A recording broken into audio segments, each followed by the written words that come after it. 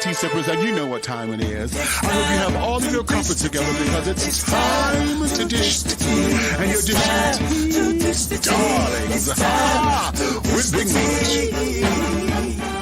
Can't wait. It's time to dish tea with Big Meat. It's time to dish tea with Big Meat. It's time to dish tea with Big Meat. It's time to dish tea with Big Meat. Darling. And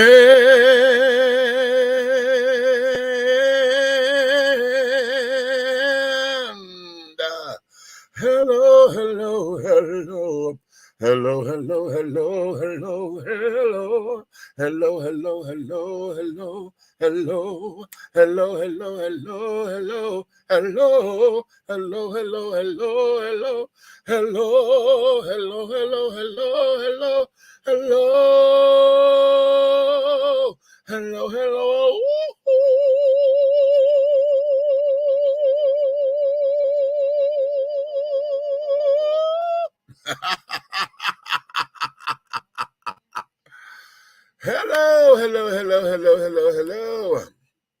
To all of my tea sippers, my Crumpet Dunkers, my tea brewers, my pot stirrers, my tea leaf readers, and my tea baggers. What's going on? What's your tea, darlings? It's another glorious day, my tea sippers, honey. You know what time it is, honey. So I know you have all of your crumpets together because, darling, it's time to dish tea. And you are dishing tea, darlings, with Big Meat. What's up? Oh, well, babies, darlings, sugar plums, apple dumplings.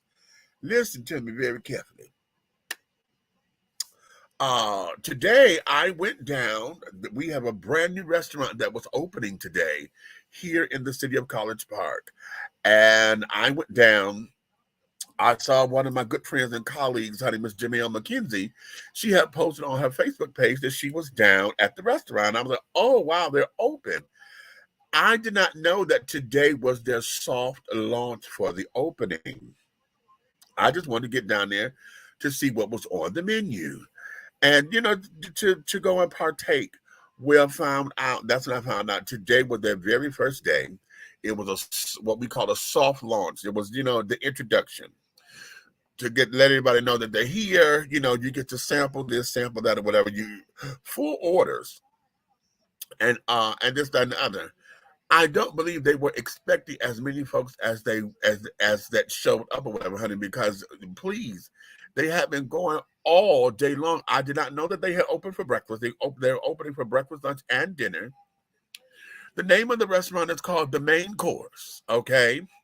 And they're going to be located at 3569 Main Street here in College Park, owned by two African-American women, Miss Joyce Sneed and Miss Angela Moore. Now, Angela Moore happens to be one of Georgia's state representatives, okay, and she represents District 91, which is Rockdale, Henry counties, and part of DeKalb, okay, and I think she got a couple other places within her municipality or within her district, and so I went down there. If you go on my Facebook page, go to the Demetrius Taylor for Mayor page. Everything College Park that I'm doing, honey, I'm throwing over there on that particular page. So I went over there and I did a quick little video to say that I was there and carrying on, and showed my plate, honey. I had ordered. It was a 3-piece dinner. Okay, it was the 3 pieces of fish with 3 sides. And some bread, carrying on. And that was it was $19.99 for that. I'm like, oh, okay. It's dinner time, whatever. And okay, they want to be a dinner, they want to market themselves, not to be necessarily fine dining, but a respectful dining. They're not fast food or whatever. And the prices are that's about what I'm looking for, when we're going out to dinner. You know what I'm saying? And to eat or whatever. If you're going to fine dining and carrying on, the prices would be much, much grander. and carrying on. Because one of the things that I've learned by working in restaurants and working at hotels, and that there is, if you consider yourself to be fine dining or at least a dining restaurant, it's having a restaurant experience, they are looking for the guests to spend around $100 a tab. Okay, and that's not including tips or whatever. Okay, usually that's what they're looking for. So, but if you're going to a moderate place, someone like an Applebee's or Bennigan's and stuff like that, you have plates that are around $25 a plate. Unless you're getting the lobster and carrying on, that's going to be at market prices or whatever. So roughly, for those of y'all who are looking to go out and when you're trying to budget or whatever, know your restaurants that you want to go to. And we talked about this one time on the show before about if I go out and take you out on a date or whatever, what is wrong with going to Applebee's and that kind of places? A lot of you I call y'all gold diggers and carrying on, because how you gonna be in somebody's pockets, honey? If they want to take you to Applebee's or this, that, or Bennigan's or a Longhorns or somewhere like that, just to take you out, why is it that you feel you're supposed to go to the lobster place all the goddamn time, the steak and lobster crab, crab shacks and all this kind of places, and expect for this child to spend that kind of money all of the damn time? And, he's trying to show you a good time without going out on a limb and carrying on, without, stretching himself too thin or whatever. He's working within his means. But I really need to understand that. Why do folks think that those kind of dates are lame, honey? I don't get that. I really and truly don't get it, especially if you are someone who can't even pronounce half the shit on the menu. Okay, which is a lot of us, because oftentimes we would go to places and everything on the menu is written in French or something. I was working in the restaurant once, and this here was also one of the secrets of why the prices get higher. Okay. And instead of saying roasted chicken in a white sauce, okay, how did she put that? Oh God, I forgot how she it was braised chicken beurre blanc. Okay. And when she said with the beurre blanc, I was like, oh, what? And blanc is French for white. Blanco is Spanish for white, but blanc is French for white. And beurre blanc with white sauce or whatever, that's what that was. And when she said that, this is the proprietor, honey, and then she's a restauranteur and carrying on, she cooks and all that. And when she said that, and that's how they wrote it up on the board as one of the specials or whatever, that just floored me, because this here was, part of the stunts that they use in order to sit down there to, pad the ticket, if you will. I'm gonna say pad the ticket, okay? And I was like, wow. So that's some of the stuff that I've learned, that the restaurant industry, they, depending on the time of day, this is why it's such and such a so. Because if you pay attention, if you look at the kids meal and the senior citizen meal plate, oftentimes, and the if you go to a place where they got the kids meal and the kiddie burger is one charge, but that same meal on the adult is like $12 higher, that's on purpose. Okay, then some restaurants sit down there and tell you, unless a child is here with you, honey, you can't order off the child's menu. Now, ain't that something? Well, what if my appetite, honey? I don't have a thick stomach. You got senior citizens who can't eat a lot of food like that, But yeah, so some restaurants will have a senior citizen plate, that is fat-free, sugar-free, and this, that, and the other, that kind of thing. And a lot of it is basically the kids' menu all over again, because it's the portion sizes. And because of what that is, honey, this is why, they end up having different prices for the same shit. Okay, but and I said all that to say that here at the main course, where their prices are, they're about what I was expecting, to go in and carrying on.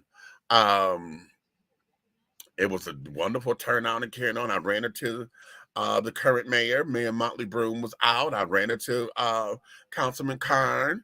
I didn't even know I was sitting behind him because he was sitting in conversation. I just came to, and I'm dressed, Wonder Woman fighting the Klan, honey. I'm coming up and down College Park hat on and, doing my thing because I just wanted to partake of it.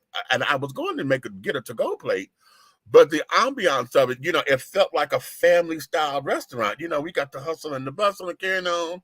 We had a number of senior citizens there and this, that, and the third. We had folks that, I'm like, oh, and then you get caught up in the ambiance. So I said, well, let me have a seat, and I sat down and, then the owners come to me one by one and carrying on, wanted to see me. I'm a big guy. So, they looking at me like, oh, he finna eat up some shit, right?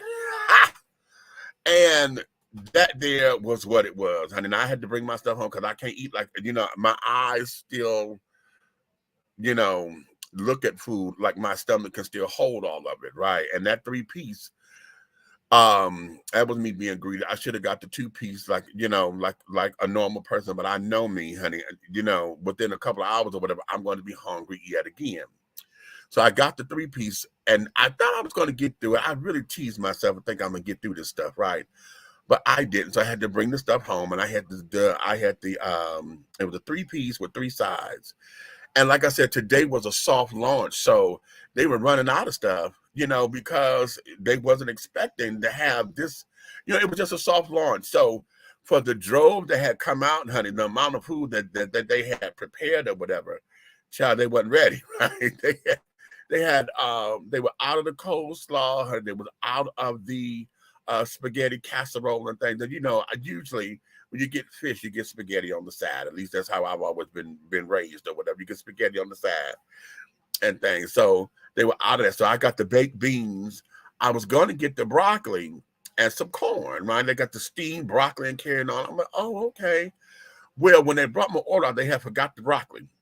But I had tasted them damn baked beans. I said, no, bring me a second bowl of them damn beans, honey. That's what you do. Okay. So I had a good time, I had a good time. I had a good time at the restaurant, and then that's when I'm finding out information about it and carrying on, and that it was a soft launch. They're going to have a different menu tomorrow because tomorrow is the official opening day. And it looks like that they're going to, like on Fridays, have Friday be their fish day because for dinner and carrying on, because they had shrimp, perch, whiting, catfish nuggets, and something else I'm forgetting.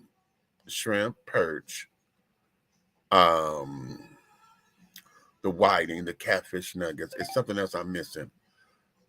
I'm missing something that was on there. Let me. I took a picture of the menu. Okay, and all of that. So I thought it's going to be cute. Okay. And with that being said, honey, I really believe that we got something that's going to last for a little piece of a minute. No, I got it all. Shrimp, perch, whiting, and catfish nuggets. Okay, yeah. Okay. Yeah, the coleslaw, baked beans, baked broccoli, spaghetti casserole, and the buttered corn on the cob, darling. Okay. So that there was lovely. So if you're in College Park, down here on Main Street, okay, now they are going to be, if you're coming south into College Park, and they're going to be just before you get to the City Hall. If you're coming north, out of College Park and carrying on, you're going to pass the College Park train station. You're going to come up and come just past City Hall, and it's going to be on your left. They have bought the building. Remember about a year and a half ago or so, I was telling y'all about Frank and Maritza's. They were a breakfast spot where they folded, and they closed that particular location. So the main course had taken over that particular building. They opened it up. I didn't even realize. I'm walking through to go see, honey, they got a whole backside. I'm like, oh, wait, okay. So it is to be a cute little spot. Now, listen, it's early. And that little back area, honey, there's a whole separate area. If you got a group of folks or whatever, and that would be the place to take them, honey. to, and y'all sit there and say, hey, can we sit down here and get this particular spot here, get a couple of servers to come in and help out or whatever. That's gonna be rather cute. Okay. Um, they got the television up, and so they playing nice, nice music and carrying on stuff that we know the jam to or whatever. It just felt like, I'm gonna tell you, for those of you who watch it that's from Detroit, do y'all remember Nash's Soul Food Restaurant that was up on Mac? Just at right between I was living on Newport, so it was between Newport, what was that, Kitchener, that was next door. I mean, around the corner. It wasn't Lakeside. Lakeside was on the other way. I think the next street over from us was Kitchener. I think it was, but it was right between. Was it East Lawn? It was East Lawn. It was East Lawn. Newport and East Lawn, right there. There was a soul food place called Nash's Soul Food Restaurant. When I tell you, but this was back in the early '80s. Okay, Mama Nash and Papa Nash would get out there on the grill, honey. Papa would sit up there and smoke and carrying on and get them ribs and stuff going and doing that thing. Mama be back up in there, honey, making that cornbread dressing and this, that, and other. And that was the first time I didn't realize that Mama put cornbread in her dressing, because I never watched Mama do it, right? And when I saw them make, I was like, cornbread in the dressing? I ain't never seen my mama do that. And my mama got mad at me. She said, you got them folks thinking I can't cook. Oh, oh yeah, Mama took that very seriously, honey. But yeah, so Nash's Soul Food Restaurant, I instantly felt that kind of vibe. Oh, and Miss Tommy, honey, Miss Tommy, she was the neighborhood queen, honey, and I identified with her so early on, because we were kindred spirits, honey. And Miss Tommy would come through there, and honey, she was a holler. Okay, that girl was a holler and a half, and I wonder what's up with her. Mm, wonder what's up with her, child. That was back in '82, honey. So, okay, you're talking 1982, honey. I was 12 years old. Okay, I am 53 now. Okay, so we're talking 41 years ago. Okay, 41 years ago. That means that child there, if I was 12, that child was already like in her late teens, early 20s. Okay, so I'm going to say that she probably got me by 10, maybe 12 years. So she should be in her 60s by now if she's still here.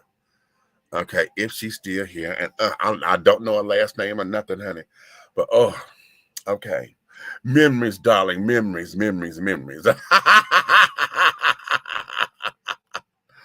Oh, what we got here? Hey, Groove, what's going on?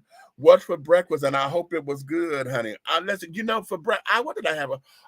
We had McDonald's up in here for breakfast. We went around and got a couple of bacon, egg, and cheese McGriddles, Chad. That's what we had for breakfast up in here. Okay. If you have any Chinese restaurants called Spicy City or Spice City, where you are, try that. It is the bomb, even if you don't like Chinese. Really? Okay.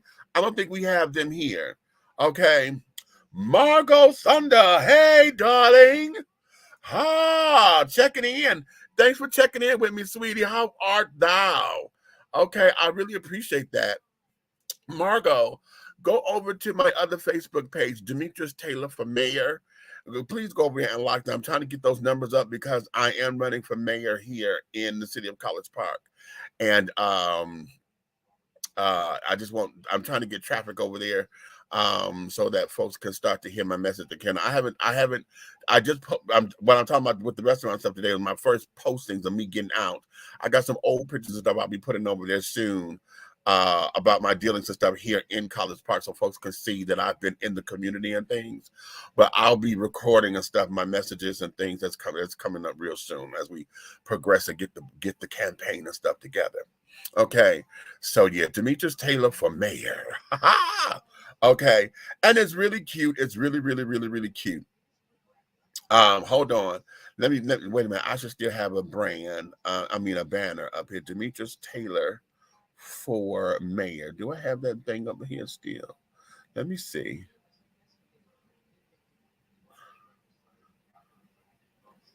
Where are we going to create one? Okay. Um, I'm gonna create the banner. Mm-mm. Okay, you know what? I really need to take my computer in to go have it serviced. Okay. Um, and call that Grace. Okay, there we go. Okay, that's it right there. Okay, that there is there. Go like that page, Demetrius Taylor for Mayor on Facebook. Okay. I haven't created an Instagram page or anything. I just stayed with the Facebook and Instagram and stuff. We'll be coming for that as well. Okay. Uh-huh.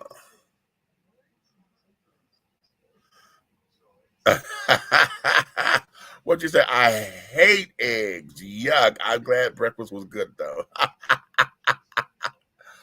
Okay.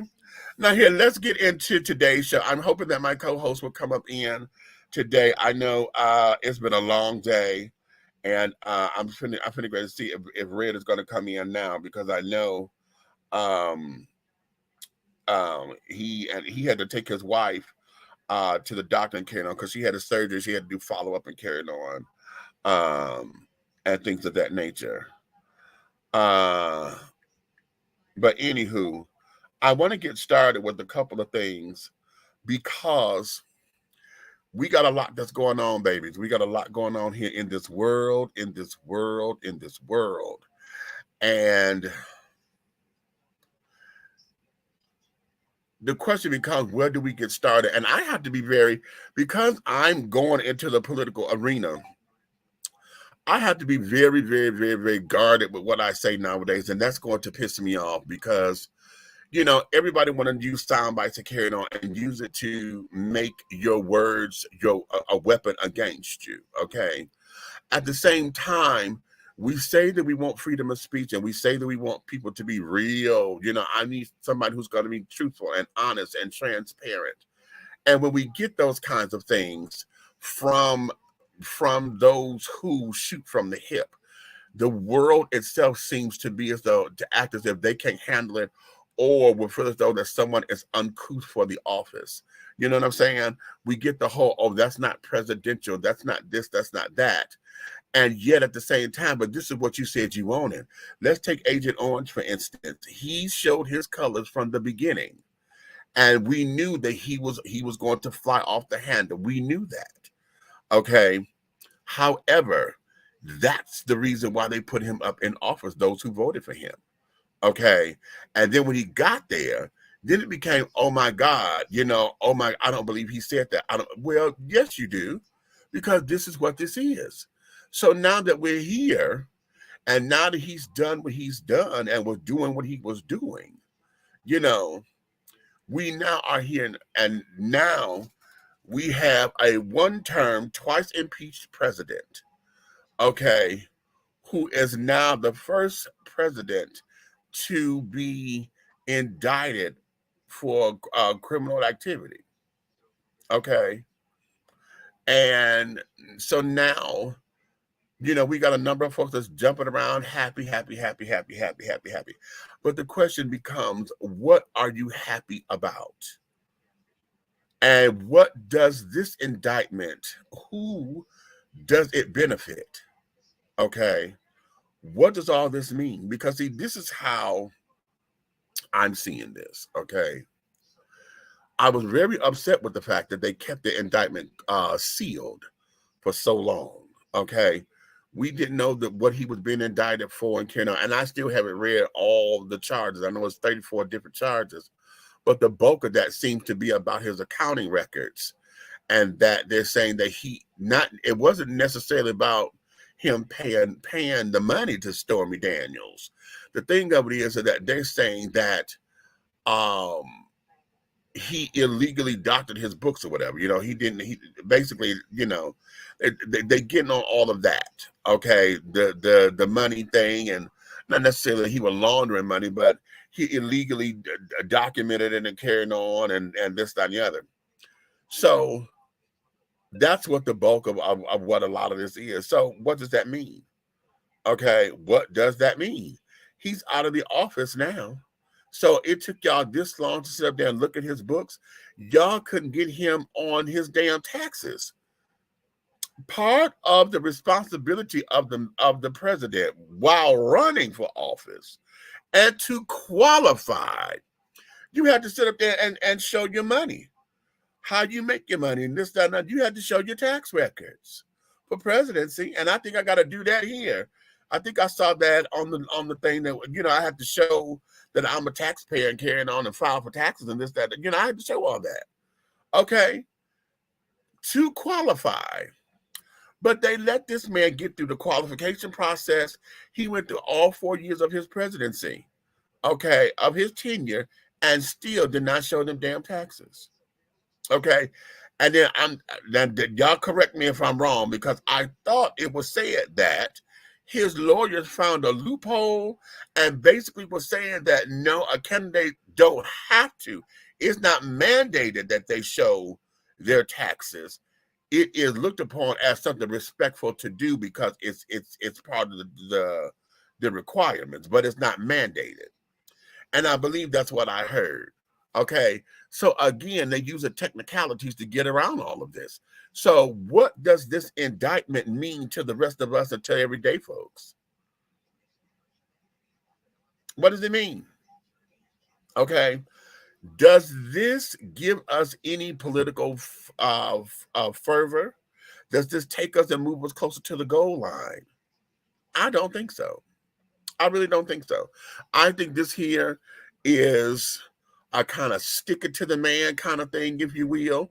I think everybody has been pulling for straws to find out a way to say, yes, we know you committed a crime, but they've been, they've been really trying to find a way to make it stick. But here's what I say to all of that. It's too many hands, honey, that are in this particular pot that Donald Trump, honey, has set up there and touched. He got too much information on everybody up in the White House, in the Congress, in the Senate, because before he became a politician, he was a millionaire, whatever, one of the million, either the million or the billionaire, whatever it is. And you were a businessman, honey. So all of your important conversations, all of your important business deals, all of your travel to and from places across this country, you have had your hands somewhere. You've been invited to many of the White House correspondences, dinners, and carrying on. You have been shaking hands and kissing babies before you was even a candidate. Why? Because you were friends or at least good associates with a lot of these damn people that's up in office. And so if you open up your mouth, honey,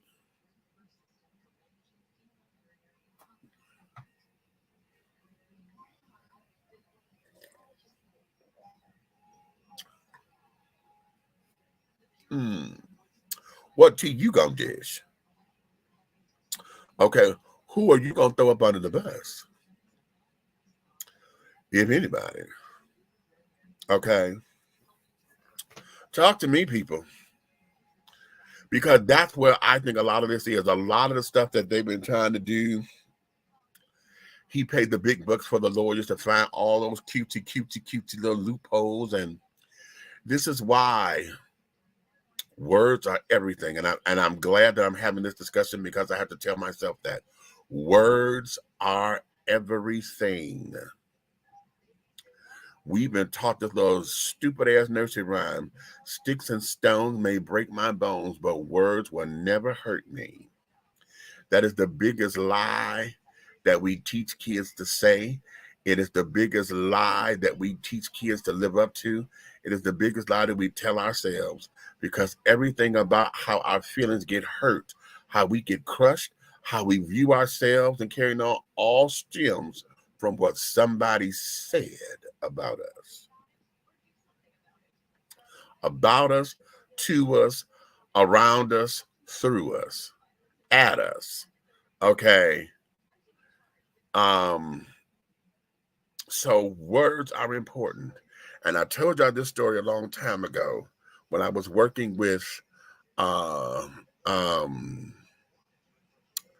What's the name of the damn security company? I'm looking right at them. I'm looking right there at them.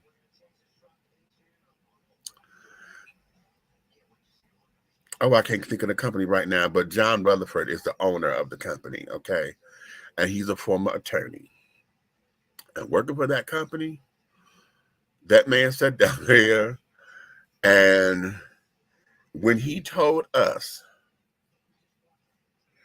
he says, we were talking about overtime and carrying on, and we were talking about mandatory overtime because this particular company, they had a habit okay, they would take you out way out. They would come and get you from one spot. They would take you out to another location because they needed coverage, right?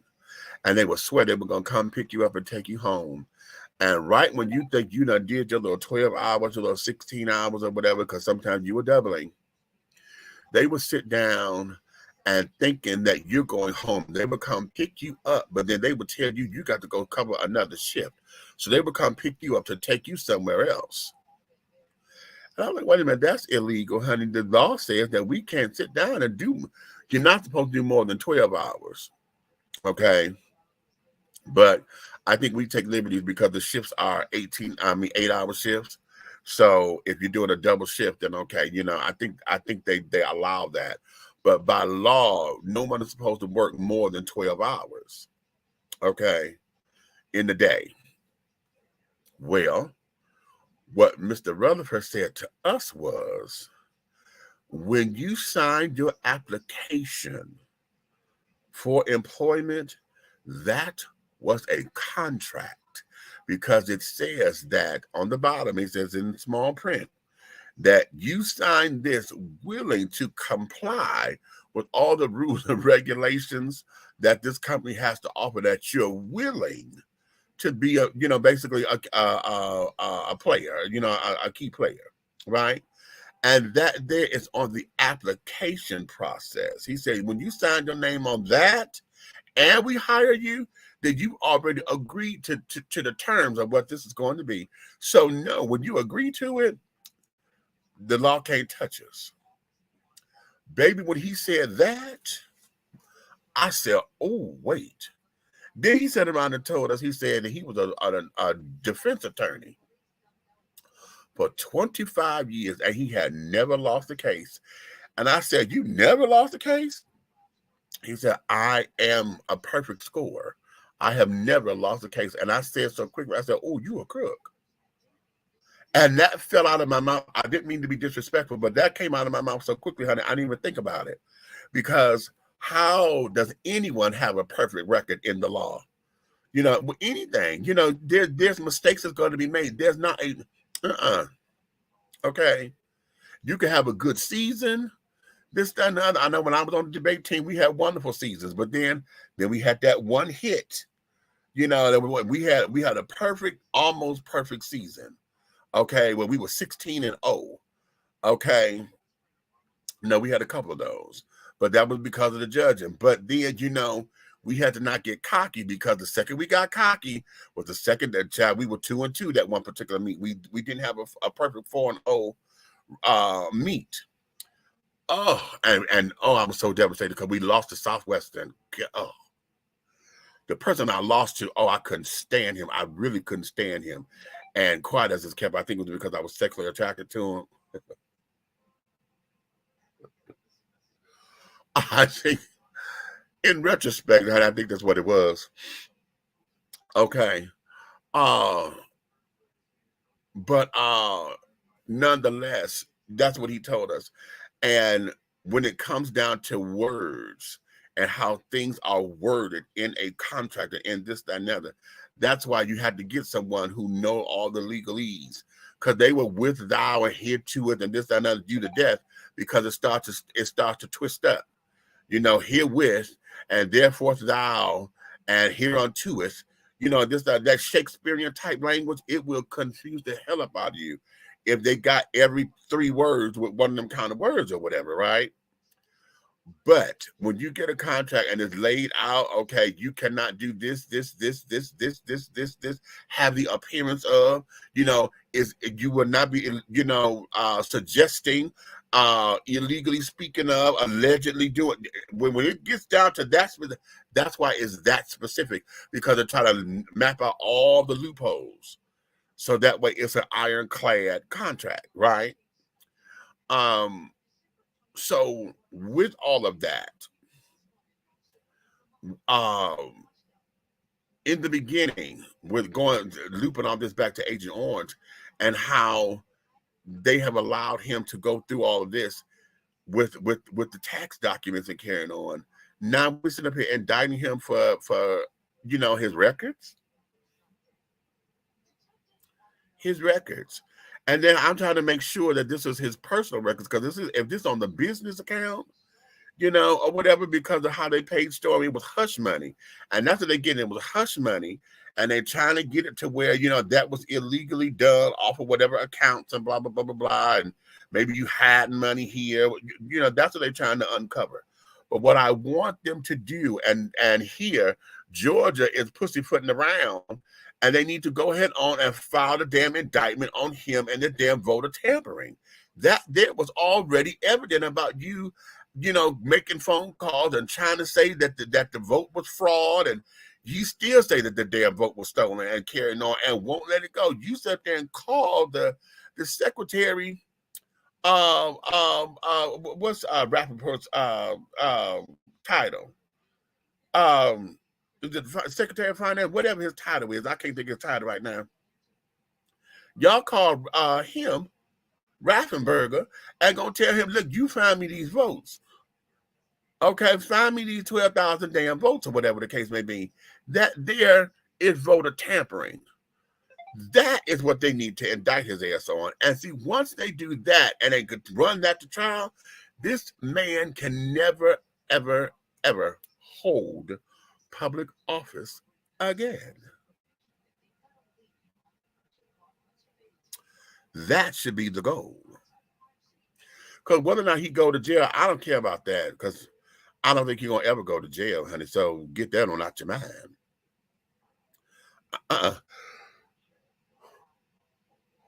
And anybody who's stuck on that, then you're just doing that because you want to prove a point. You know what I'm saying? No. No words for all that. No words.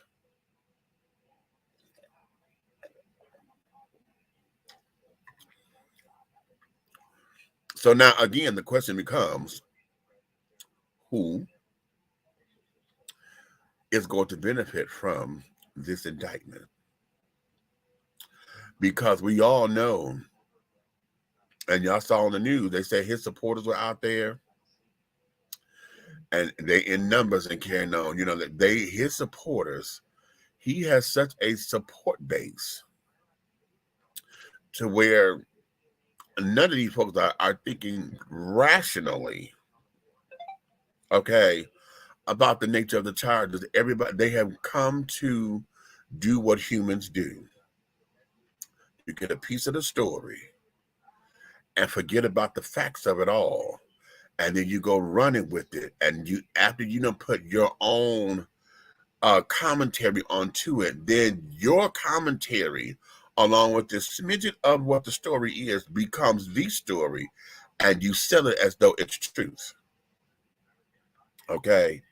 And then you get riled up in your emotions and carrying on, and we start this whole vicious cycle of what?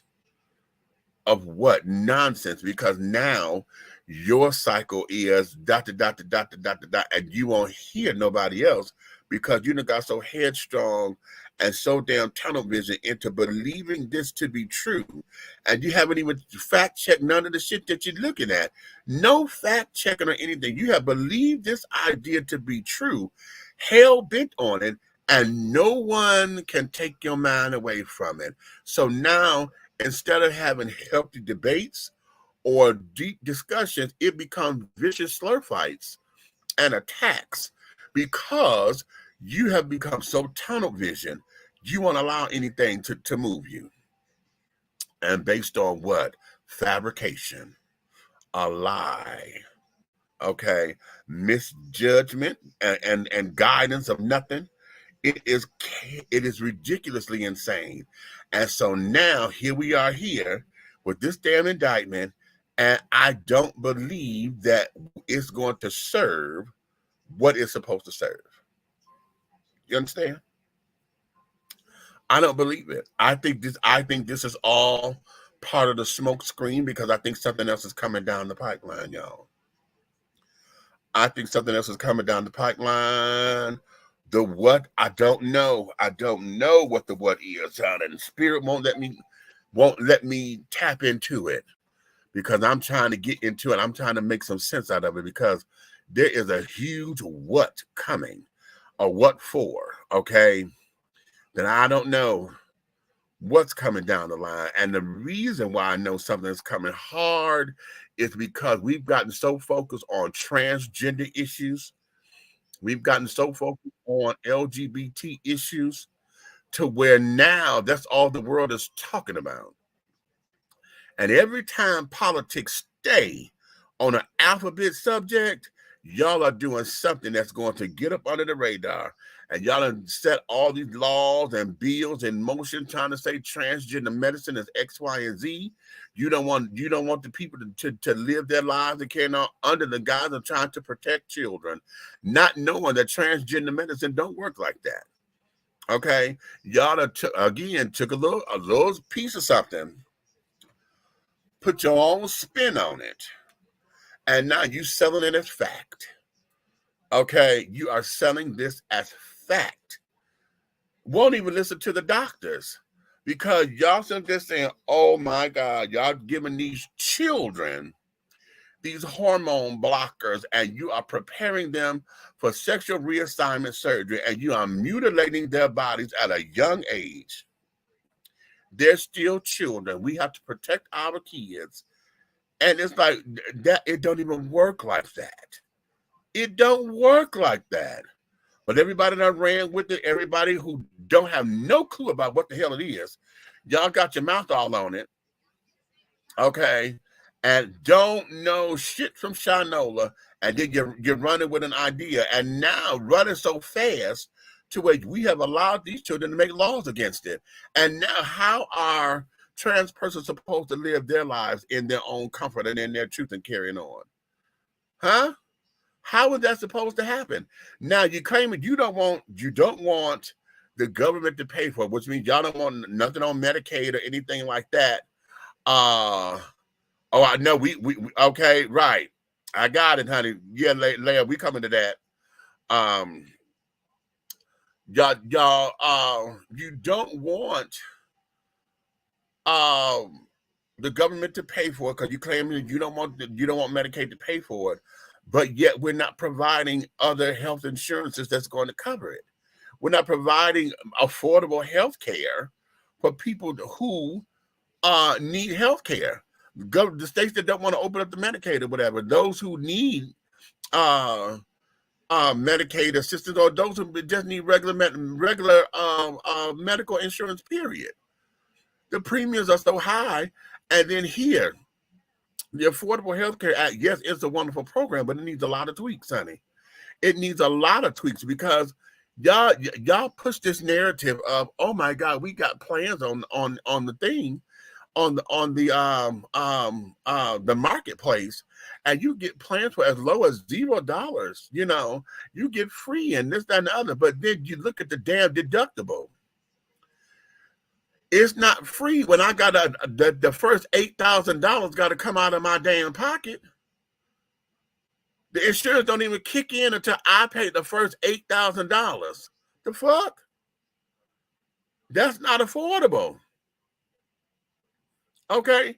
And then on top of it, there's a copay. So every time I go to a doctor, I got to pay the copay. See? Then I have to pay the first $8,000 of that's my deductible before the insurance are kicking in. See?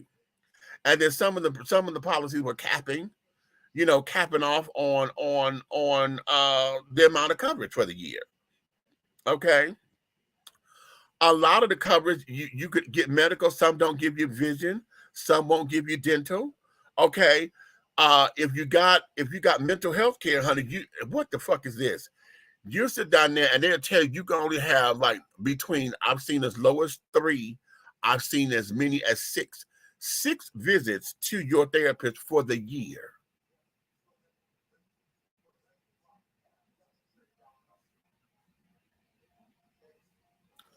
What is that?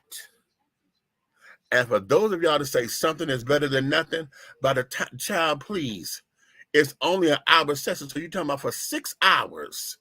That's all I got to deal with the fucked up shit in my head, or me trying to put my life together before you want to put me on medicine that I can't pay for with the damn insurance.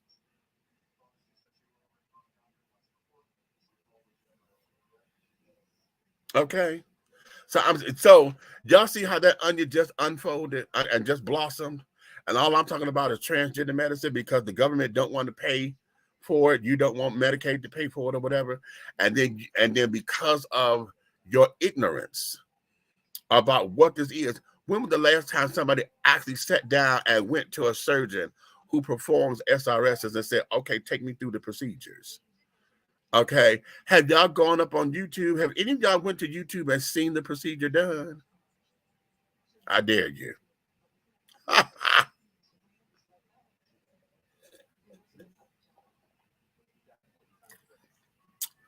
I dare you. I dare you. Okay. I dare you. There's a video up there. There's a few of them actually that will show you the entire procedure from male to female. Okay. Go do it. Mm-hmm. Yeah. And you will understand, honey, that there is something that they do not take lightly. It's not something that can be that you just gonna go through haphazardly. That is something that no child is gonna ever go through. Not a child, because no. Mm-mm.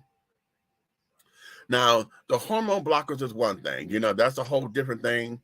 I'm not necessarily a fan of giving those up under the age of 18 hormone blockers because, but then again, let me look into that though, because one of the things about hormone blockers, aren't birth control pills the same thing almost? Because birth control pills block the hormones or whatever, and also keep girls from ovulating. Research department, give me that information. Give me that information, because if birth control pills are hormone blockers, then damn it, we already doing it. We already doing it with our biological females. We're already doing that to keep them from getting pregnant early and can't. So we're already doing it. I need facts on that. Give me some facts on that, children. Let me look. Yeah. Let me look into that, because if I'm right, if I am right, okay, then there changes the nature of this discussion. Okay, that changes the nature of this discussion. Okay, because now I am one like I said, I don't believe that it should be done, because we need to let the body go through its growth stage naturally. You know what I'm saying? Because as there's a time that the body is going to do what the body is going to do in its natural state. Okay. During that time, if you throw anything off, it could lead to something perilous down the line. See, we don't know what's going on and stuff down, which is why, listen, we're real big on trying to keep kids from having rhinoplasties and carrying on, and we're big on that. And if we're going to have this particular conversation with transgender youth and put it in the same category that we have with those who are obsessed with beauty, and how we got teenage girls from affluent families who go get fillers for their lips and who go get rhinoplasties and who go get eyelids and stuff done and have their skin snatched so they can do all of that craziness. And we're talking about teenagers who opt out to go get Botox and carrying on. If we're going to put all of this in that same kind of conversation and be like teenage medicine, okay, I'm right there with you. I'm right there with you. But the thing is that we have made transgender medicine and trans youth, we have criminalized that and made that an enemy when everything else is the same, it's on the same line. It is all within the same line. You got teenage girls looking to get breast augmentations. Why? Why? Not just a self-esteem boost, honey. Breasts on teenagers that can become sexual. That becomes sexual identity to say, oh, I'm a woman and I can be seen and all. You know what I'm saying? That becomes that. We've heard, I won't say all the time, but we've heard it a lot when it comes to teenagers who are caught up in the internet and carrying on and what the likes and carrying on all these filters and things and trying to understand beauty, and they become obsessed with this stuff. Hell, we already know about the booty shots and everything. Folks going to these illegal children, getting pumped at these pumping parties and getting silicone and tires and tire silicone put in their body. That's not body grade silicone.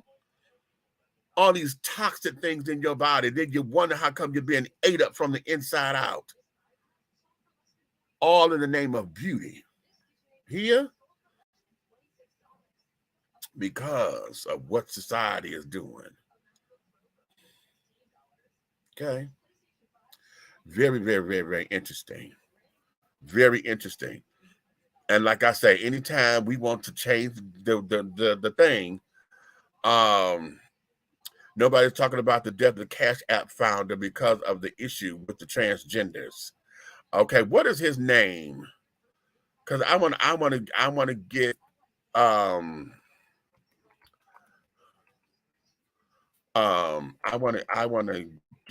let me look this story up. Okay. Because when I heard that, I was like, what? And so now, of course, I'm trying to understand it all because I don't have all of my facts on that. Okay. Is this a video? I don't want the video yet because it's going to play and I don't want to play it because this is I want to read the story. Okay, here's one. I'm going to read y'all this story. This is from AOL.com, the Independent. Is this Independent News or something? I think it is. Dated for April 7th. Okay. San Francisco police said they are chasing down unspecified leads in the fatal stabbing of Cash App founder Bob Lee as the search for his killer enters day 4. Gruesome details continue to emerge about the murder, and the early morning mugging continue to emerge, but authorities do not appear to be anywhere closer to an arrest. We have some leads to follow up on, San Francisco Police Chief Bill Scott said Thursday, as scrutiny mounts over the investigation. I can't disclose what those are. It's early in the investigation, but I'm hopeful and very confident. Lee was found mortally wounded outside a luxury residential building near Rincon Hill at 2:35 a.m. on Tuesday after bystanders allegedly failed to help the tech mogul as he searched for the case to spark fresh outrage over crime in the city, with friends revealing that Lee had recently relocated to Miami for that reason. He did comment on Saturday, San Francisco deteriorating. A former MMA fighter and friend, Mr. Lee's Jake Shields, told News Nation.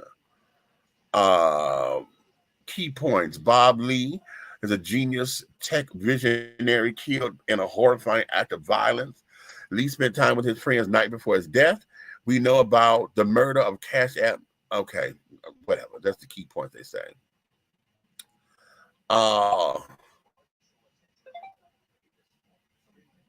I'm trying to get to the trans stuff on this. Okay. Yeah. Okay. They're going through all this. Okay. Ha ha ha. He was only 43. Now that's interesting. That there is interesting. Mr. Lee wrote that the pair had lived together. Rick Lee paid tribute to the 43-year-old son on Facebook post a day after he was stabbed to death in downtown San Francisco. This is Father Rick. Mr. Lee said the pair had lived together in Mill Valley, California since the death of his wife in 2019 before relocated to Miami in October last year. Oh, this is his dad located. Okay.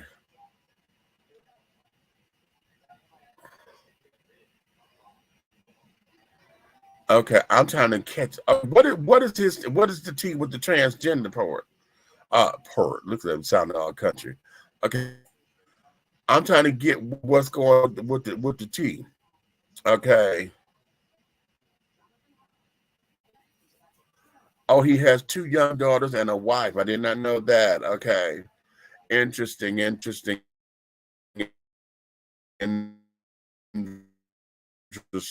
honey. Okay, this is very interesting. Let me go back. I'm gonna type this in because I want to find out what's going on with this with the transgender community. Okay, transgender community. Okay, let's see.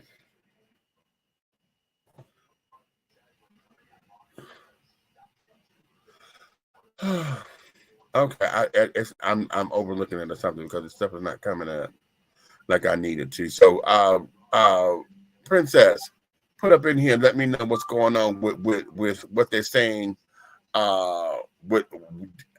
Didn't they say he had come out about something with the transgender community? He was against it, said something publicly, public remarks or something about the trans community or whatever that is. Yeah, I think that's what that is.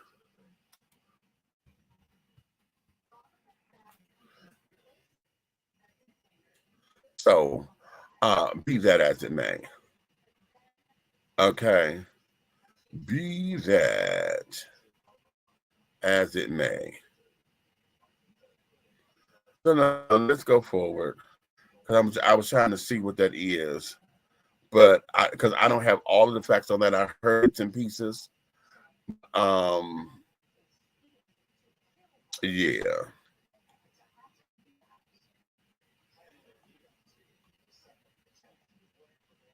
So bada boom, honey. Anywho, let's continue on. Okay. Let's continue on. It's just sad. It's sad. Listen, okay. So I'm gonna do something here. Because I want to change subjects. Oh Lord. I'm gonna change subjects, but here, let me play something. Where is it? Oh, come on. Here go my babies. Look at my babies.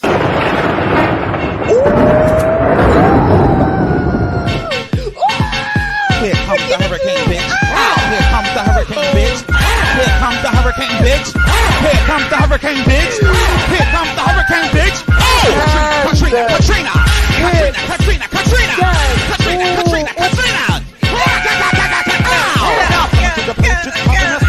Oh my God, the hurricane point. Oh, so sweet, what a treat, Katrina.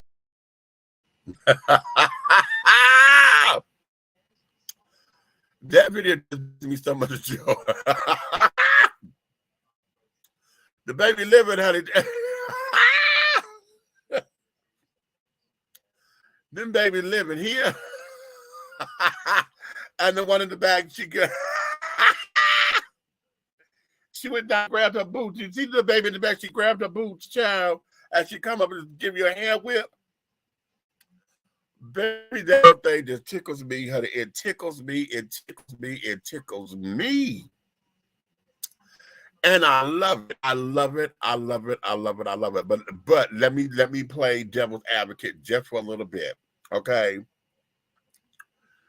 Because even though, we are adults and carrying on, and we see what the children picking up and carrying on when it comes down to the dances and this, that, and the third, honey. So apparently, honey, this little baby, honey, is around with her mom and them. Okay, mom and them.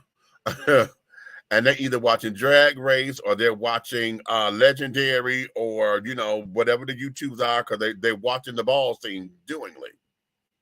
All right. And most of this particular kind of competition here, honey, I'm realizing these are the Kiki balls, which are the young children, okay? And this is the whole little Kiki ball set. So everybody do a little duck walk and, all of that. And, the back breakers, honey, when they drop and death drops and all this, that, and the other. And these babies, honey, they got that down, honey, right?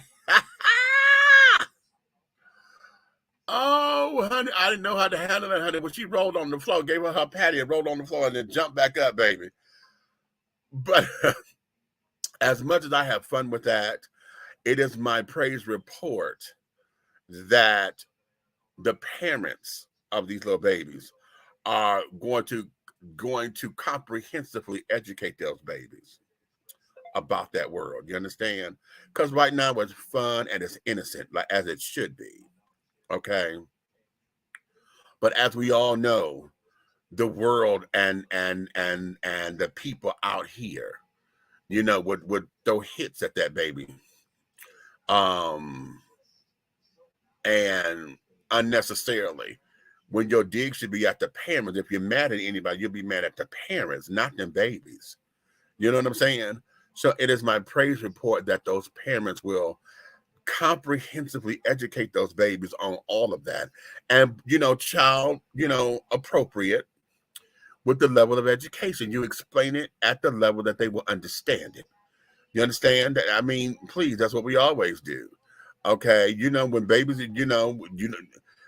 well, my mother didn't do this with us because she wanted us to learn words. So we never did wah wah and can only say water, whatever. She said, you want some water. Okay. But we know how we do with children and how we want them to understand and carry on, honey. I know what my nieces and nephews are carrying on when we teaching good touch, bad touch. And that there is, honey, anytime anybody touches you and when you said no, don't, that's a no touch. When you put your underwear on, honey, everything that your underwear covers, if anybody touches you there, that is a no. That's how my mama taught us, and that's how we taught my nieces and nephews, and now the grandbabies are carrying on. Everything that your underwear touches is a no area. Okay? And we do that with the boys because we make sure the boys got on undershirts. When we say put your undershirt on, put your underwear on. What is that? Those are your underwear. Everything that your underwear touches and covers is a no area. If anybody touches you there, you tell immediately. I don't care what they say. If they tell you they're going to kill us or whatever, you come and tell me anyway. You hear me? That's how we did that. And well, are they going to kill you? They ain't going to do nothing. They just trying to scare you. That's how we taught the kids. So in that, with these babies here, I'm hoping that, we do the right thing. The parent, all of us, and that the parents would do the right thing with these babies, and get it together. Okay. And get it together so that we're not teaching them these things and then not equipping them to be able to stand in confidence and know that they're not doing anything wrong. If it's wrong, then it's up to you, the parent, to correct it. Okay. If it's too grown or whatever, then why do you have them watching that kind of stuff? Because kids will pick it up. It's like the John Benet Ramses and carrying on. I am not a fan of these damn beauty contests for kids.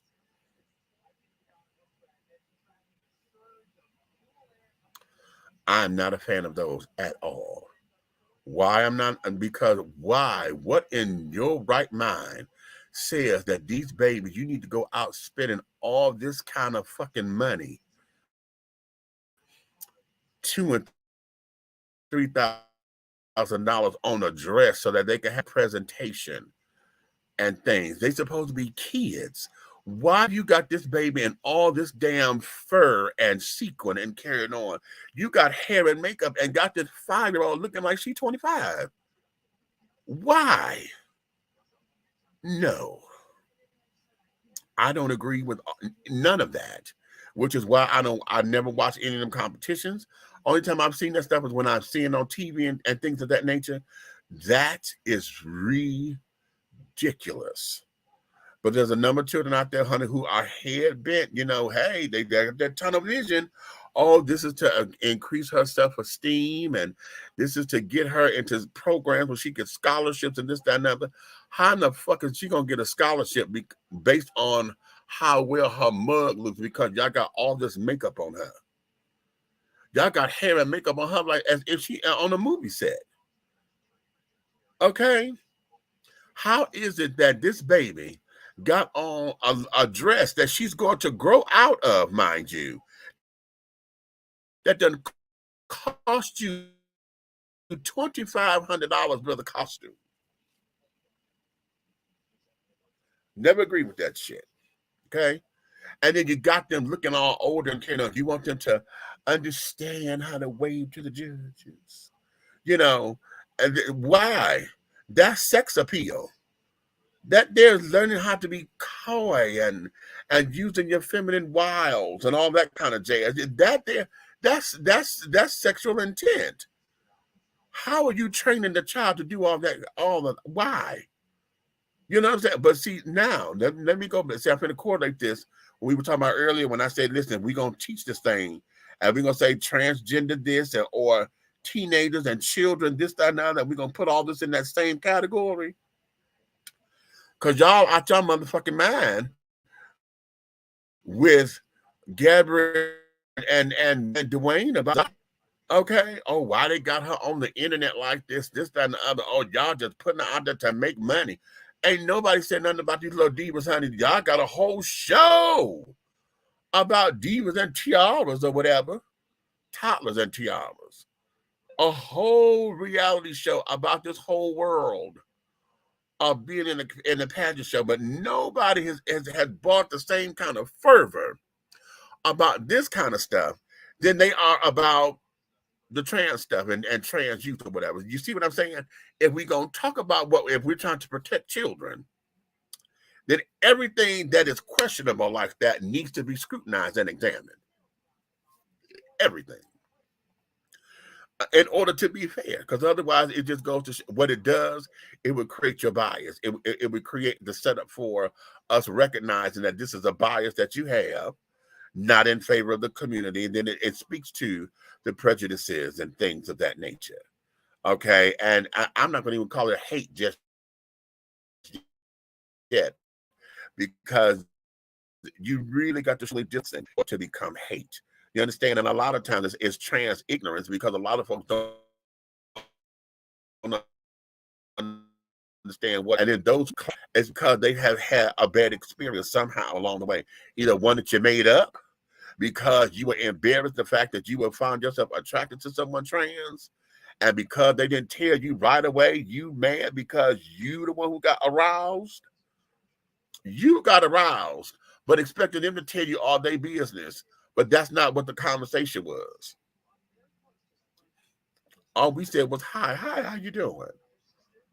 You became aroused. I walked on about my damn business. Okay. But because you chased me down trying to get my number or whatever the case may be, and I said no, and continued to walk on about my business, and someone clocked my tea to you and told you about me, now you mad at me? Oh, well, you should have told you. Told you what?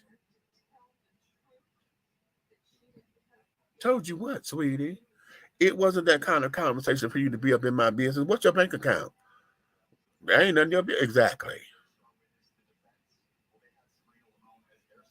Mm-hmm.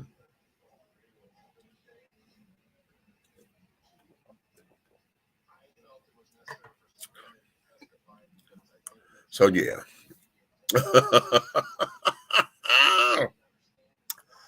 That's where we are, cheering. That's where we are. Wait a minute. I'm trying to go in order. I had something else I wanted to go because I want to stay here on the politics of it all.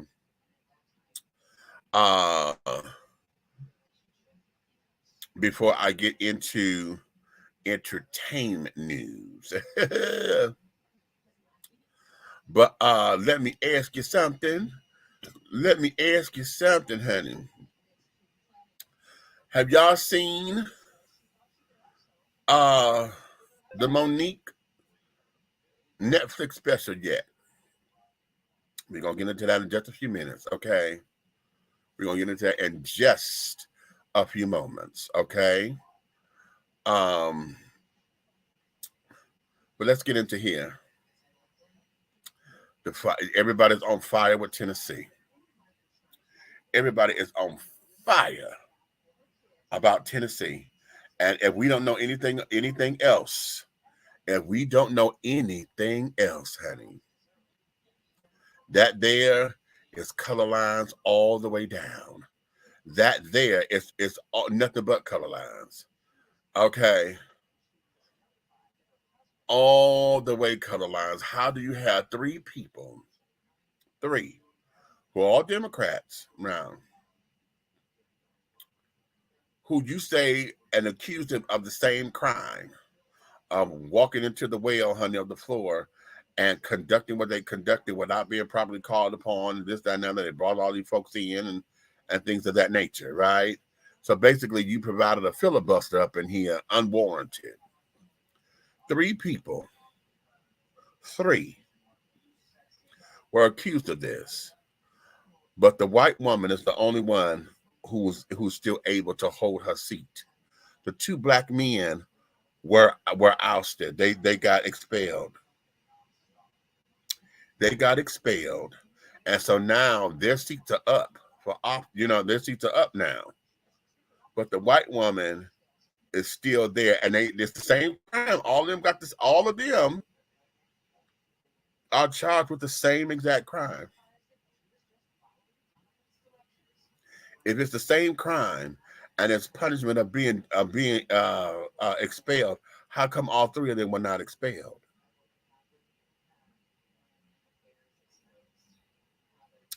This is the kind of stuff that we talk about.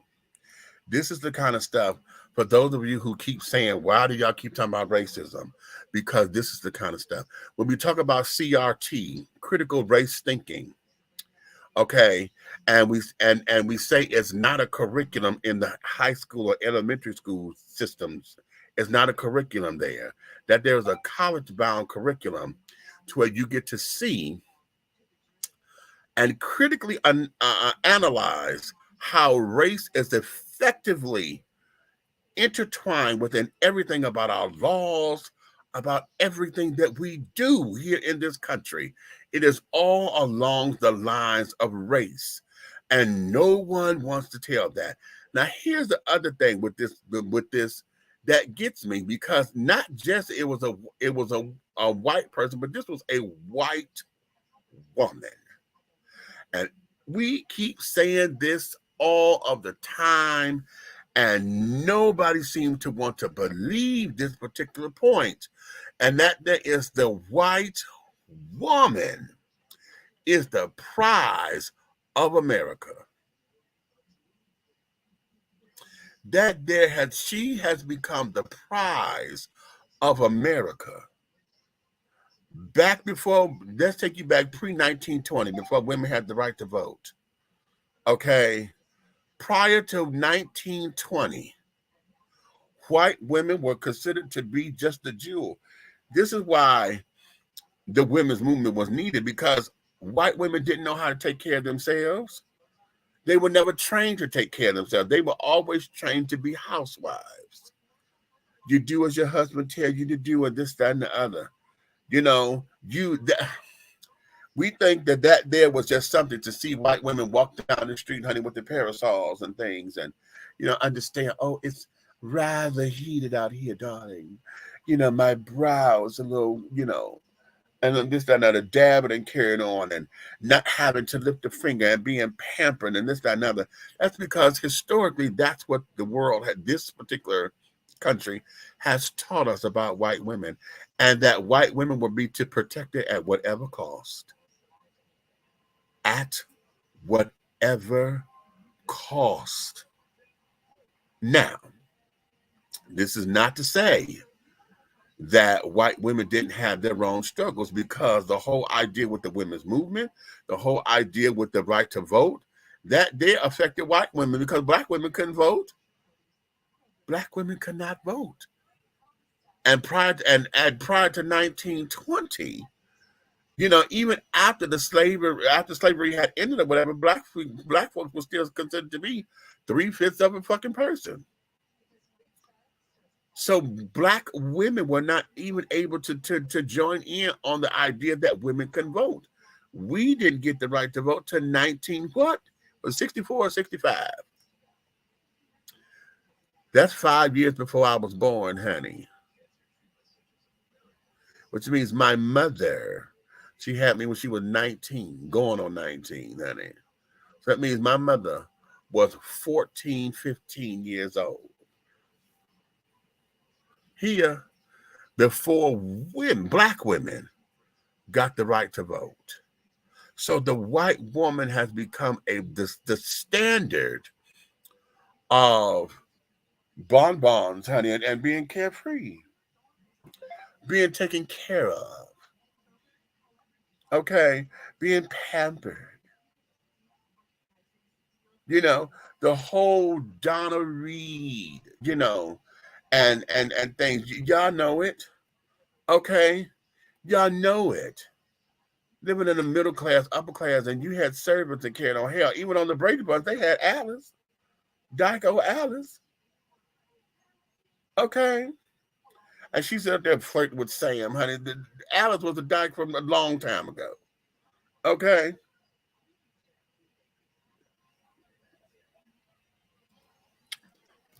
So she could get the best cuts of beef.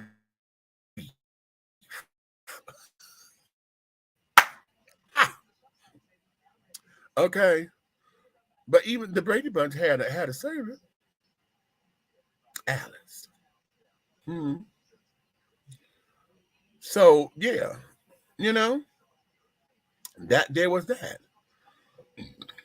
Yeah, Carol didn't have a job. She did community work here and there. Carol didn't have a job. Okay. Okay. So what does this mean? Here we have Tennessee going through all of this in the heat of what's going on in this climate. And now you add this particular come to it? Really?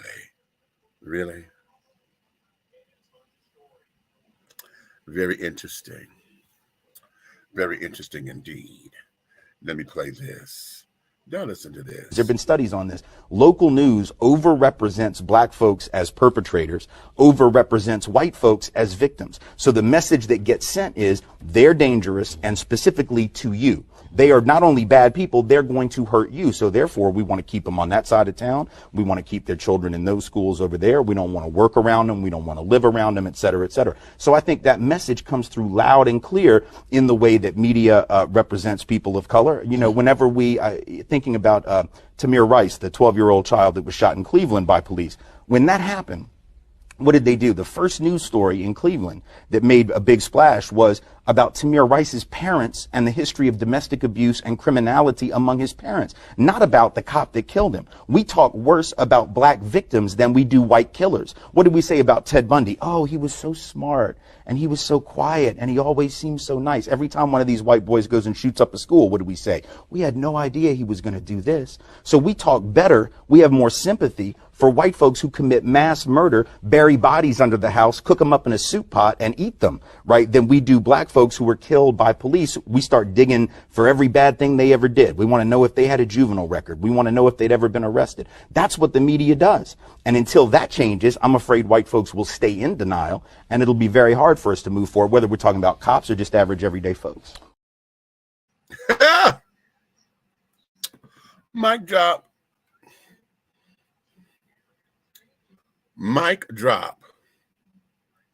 Okay. Now listen, I need to find this clip because I saw it. I was looking at it earlier today. It was Killer Mike with Shannon Sharp and Shannon Sharp's co-host on this little show. Not little show, but I didn't mean it like that. Oh, I'm sorry. I didn't mean it like that. But there's a clip that echoes this, okay, that I need to find so that we can make this happen. Because I want that to come out of Killer Mike's mouth. I don't want to paraphrase that. Okay, I don't want to paraphrase that. I wish I had. Oh, I hate when I do this, honey. You know, see, one of the things that I got to start doing, and this I'm gonna be very transparent with y'all. I have to start like preparing the show a little bit earlier than what I do, because I have all this stuff, and in the beginning of the week when I'm talking and carrying on, I'm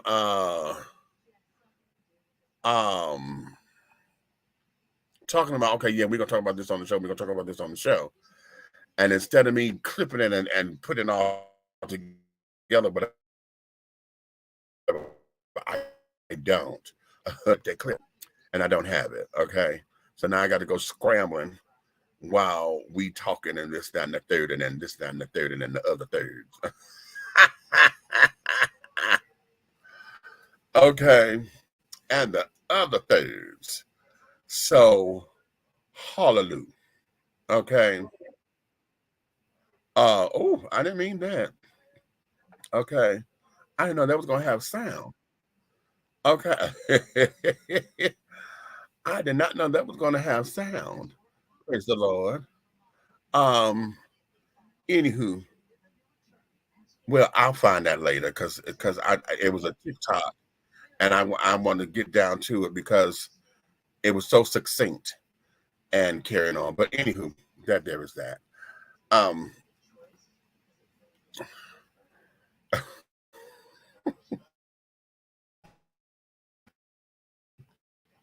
You took my own stuff out of towns, honey.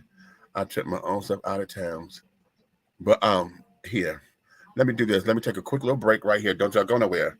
Let me regroup for a second because I want to go into my next thing. I'm coming to the Monique thing afterwards. Okay, have y'all seen that? Let's talk about it. Okay, we're gonna dish this tea right here and right now, honey. So listen, give me a couple seconds.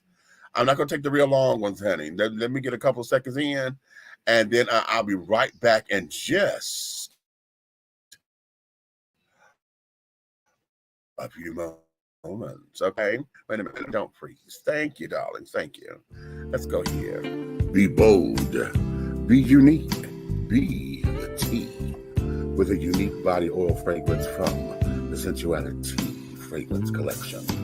The Sensuality Collection embodies a unique array of customized original scents created by Big Meech.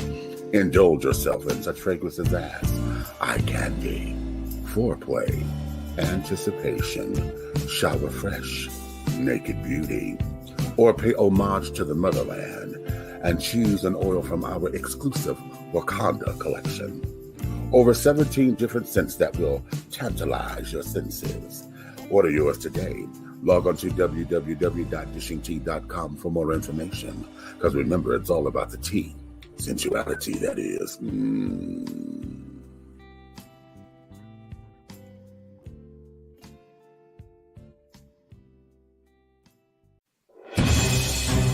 We're not asking for your permission. We're not seeking your approval.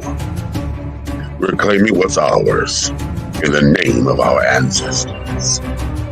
We are their answered prayers. This is more than a movement. This is a revolution. Black innocence.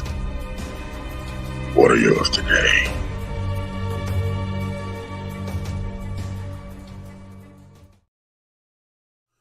Angelo Ellerby, the Henry Higgins of hip-hop, is the founder, president, and CEO of Double Exposure Media Relations. Double Exposure Media Relations is a full-service public relations, marketing, and artist development firm specializing in publicity, photography, artist promotion and artist development, makeup artistry, event production, and EPK development. Celebrating over 45 years in the industry, Angelo believes that a culture that does not take care of nor respect its artists is a culture that leaves nothing behind to appreciate. Let Angelo help you make dollars and cents of the entertainment industry. Contact Double Exposure Media Relations at 201-224-6570. That's 201-224-6570. Please wear your mask. Wear your mask. It is very important for you to put on that mask. This not no joke, and this is not no rundown. Wear your mask. If you vaccinated or not, throw on that mask and stop lying, telling people you vaccinated and you know dang on well you ain't vaccinated. You over trying to get people sick. Stop lying, saints. Hear the music. Wear your mask. Wear your mask. Wear your mask. Put on that mask. Wear your mask. Wear your mask. Wear your mask. Put on that mask. Wear your mask. Wear your mask. Wear your mask. Put on that mask. Wear your mask. Wear your mask. Wear your mask. Put on that mask. It is very important. Put on that mask. Put on that mask. Put on that mask. It is very important. And stop lying, telling people you vaccinated, and you know dang on well you ain't vaccinated. You over trying to get people sick. Trying to get people sick. You over trying to get people sick. People sick. People sick. You over trying to get people sick. Trying to get people sick. You over trying to get people sick. People sick. People sick. Wear your mask. Wear your mask. Wear your mask. Put on that mask. Wear your mask. Wear your mask. Wear your mask. Put on that mask. I'm a key baby.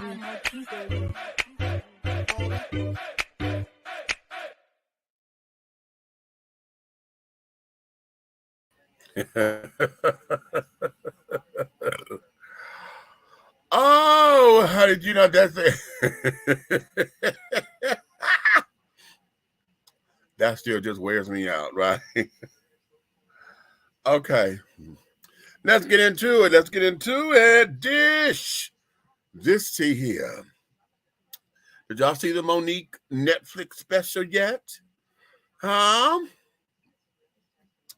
How many of you saw the Monique special, the Netflix special? My name is Monique. What you think? Huh? Tell me what you think. She delivered, didn't she? But we knew she would. Comedy, that's her wheelhouse, okay? That's her wheelhouse right there. What I will say is this. I did not see the whole thing that she did prior to this, where I think one of the last comedy things that she did, what I think it went to HBO or wherever it went, and it was Monique and Friends. And I did not see all that. I seen the clip of it here and there, but that one I didn't get the same feel. Okay, in the clips that I saw, because a lot of what she was dealing with, she was still dealing with a lot of pain and stuff then, and she was still using the stage to be that therapy. Okay, Then after that came the whole thing with the D.L. Hughley, the D.L. Hughley blow up or whatever. That was all, all of that. Which, okay, okay. I'm going to say this about all of that. In the moment, we don't know what we would do in the moment, because I know in the moment I've had to catch myself from going the fuck off like that. And there are times where I have not caught myself and went the fuck off like that. So, and what she had to deal with, okay, it was funny in it and carrying on. Did it go too far? Personally, I thought so. But when you're in the moment, it's going to go too far, because damn it, all bets are off at that point. You know what I'm saying? So that there was being human. I'm going to give her that for being human. It was the shit that transpired afterwards, okay, that became where it became personal. But she had already said that, no, that was intentional. I said what I said about him, that was intentional. So, okay, bitch, you did that on purpose. So now you starting shit. Okay. But okay. Okay. I got it. I got it. I got it. All right. That's still that street shit. We know what we're doing when we okay. All right. And I don't know what came after that, because I wasn't there at that show. And then we never seen clips of it, after the whole deal thing. So now we have this, what we've all been waiting for. She got her win. Netflix lost the court case and carrying on. And this, that, and the third, and all of that. I want to hear these numbers. I want to hear these numbers, because one of the things that was part of their allegation was that she couldn't get the seats. You know what I'm saying? And I want to see what these numbers are doing, because I know for me, that damn thing dropped April 4th. It dropped at midnight. I think I watched it like a 2-something in the morning, because I had to get home from work. When I got home from work and carrying on, I came in and that right there to it. So I wonder what these numbers are. And I'm going to watch it again, because of course, the first time you watch it, because I'm there. And then as a director, y'all know that's my thing. There was I'm looking at a couple of things. And I had a conversation with someone who was there at the taping. And so he was explaining to me, some of the things that he saw behind, to me, that she had, I don't know if this is the audience coordinator or the warm-up, because or if she was the opening, the opening act or whatever. And y'all know when it comes down to dealing with concerts and carrying on, or if you've never been to a taping of a television show, they do have the audience coordinator and the warm-up act. Okay, this is the person who comes out and bullshit. They tell you all the, the how everything is going to go down and this, that, and the other, and blah blah blah blah blah. And they usually, they get little one-liners, and they usually comedians are carrying on, and things of that nature. But I was told that there was a girl who came out that opened for Monique, and they said she was funny as fuck. And I said, oh, okay, cool. But I'm hoping that they take that portion too for her. Not necessarily give it to Netflix or whatever, but I'm hoping that someone was there that taped her show as well. Because you know what, and this ain't no slam on Monique and them and carrying on. I'm just talking out loud. Because I'm looking at it from the idea of, wow, I know I'm here because Monique is taping her show. You know what I'm saying? But the idea, if I could have had someone here to tape me and my particular portion for my own personal use, or maybe to put up on my social media pages and carrying on, and this, that, and the other. But now that everything is streaming, see, if this was a DVD sale or whatever, you know how we used to do the DVDs or whatever. This could have been behind the footage, and you know how on the DVDs they give you those extra things, and this could have been the behind the footage stuff that could have went on the reel and this, that, and other to give a young sister a bigger break, you know. And yeah, and if they did tape it because it's Netflix or whatever, then that became property of Netflix. So, you know, she wouldn't have been able to do much with it. You know what I'm saying? However, that's just a thought that I had. So that doesn't reflect on Monique or none of them folks. It's just that we know, you know, the girl signed the contract. She knew what she was up against and she knew what she was coming into. I'm just thinking out loud about, oh, that would have been so cool, you know. Oh, that would have been so fucking cool. But okay. However, my friend, well, the new associate and carrying on, new acquaintance and all of that.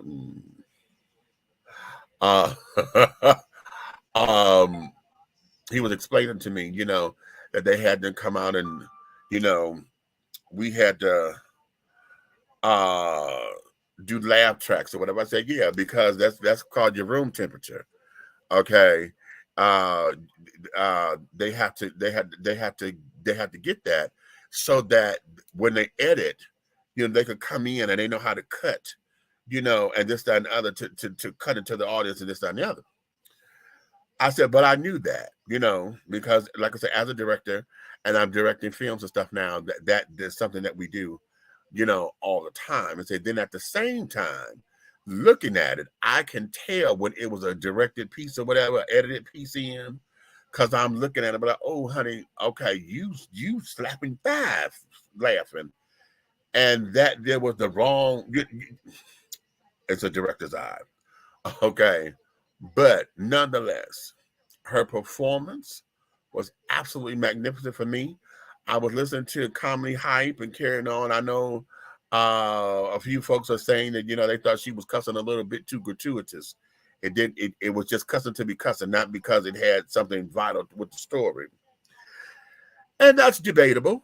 You know, that's debatable, depending on my day and how I'm feeling. I may say, yeah, you're right today, and I might say, no, this is just who she is tomorrow. You know what I'm saying? And then understanding her brand, you know, because her cadence, you know, her cadence is that way, and God damn it, you know, her cadence is that way, and she gives you when she's telling a story, you know, she gives you that, and she gives you all this masculine energy and carrying on, and I think that there was part of the metaphor of this particular show, because a lot of her cussing.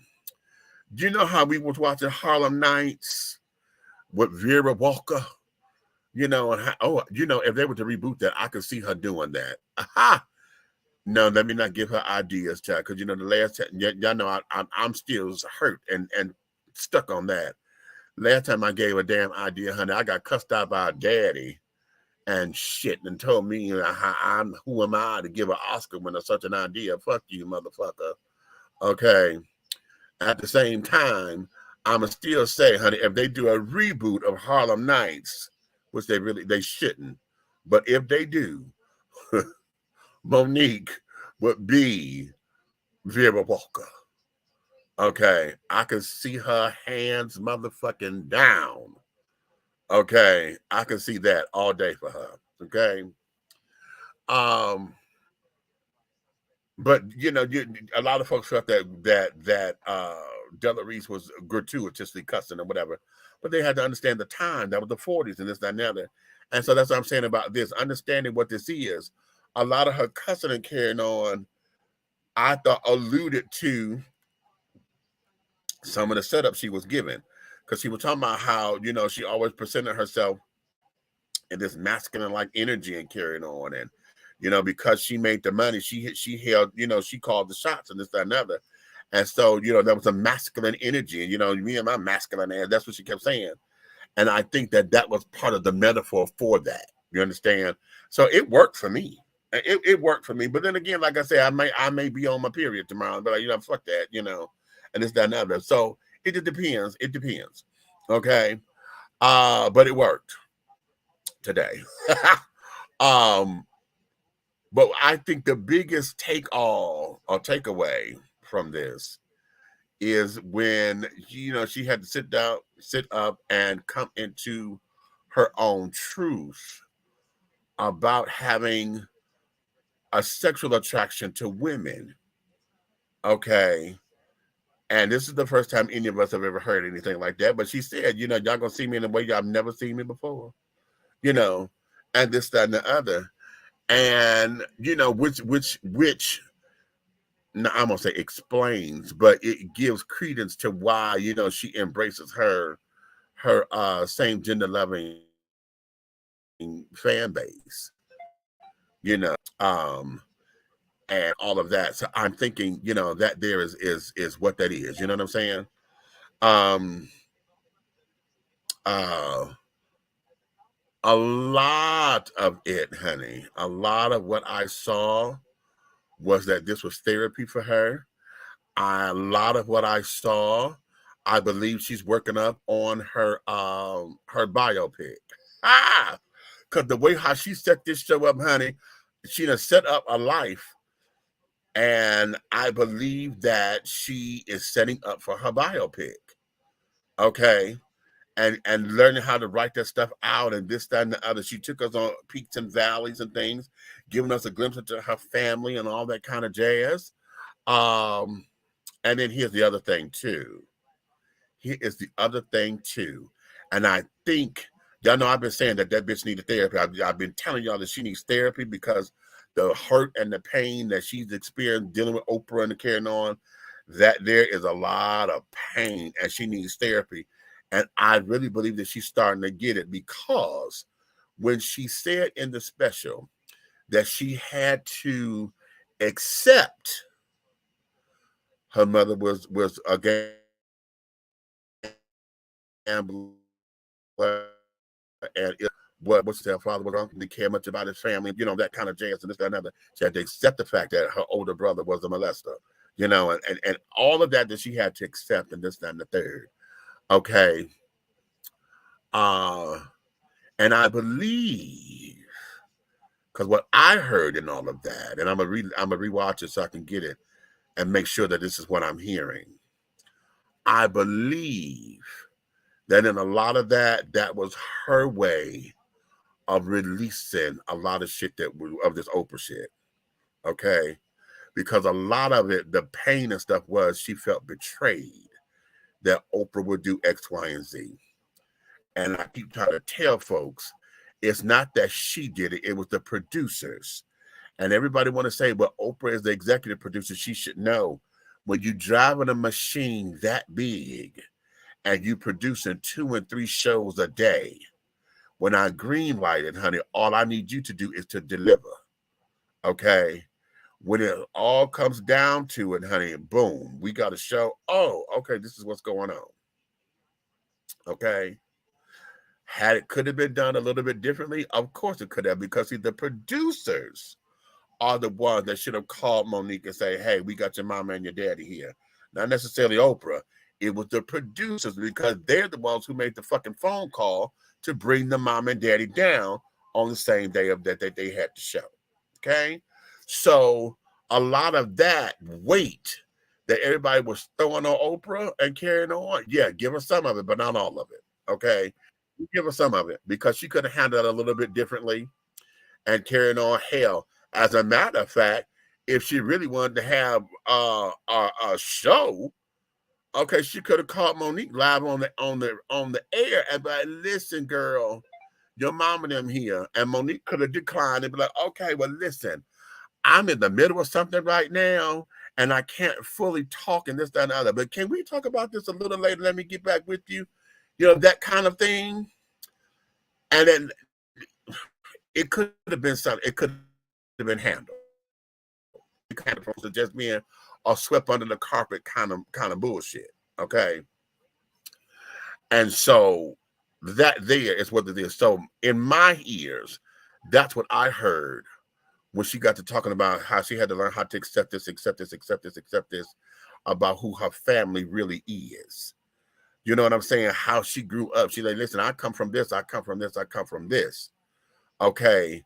So yeah, when they got and so and I'm putting words in their mouth because if I come from all this, so yeah, quite naturally when these motherfuckers got on an Oprah show, they're gonna X dot dot. I can hear her in that cadence. You understand? And I can hear that rhythm. So I think that a lot of that was part of the release of all of that because now, what now, sis? What now? Because now what we got, you got your win, you got your Netflix special, you got your BET Plus movie out, you got the new movie coming out with Lee Daniels. What next? Because now to revisit all this,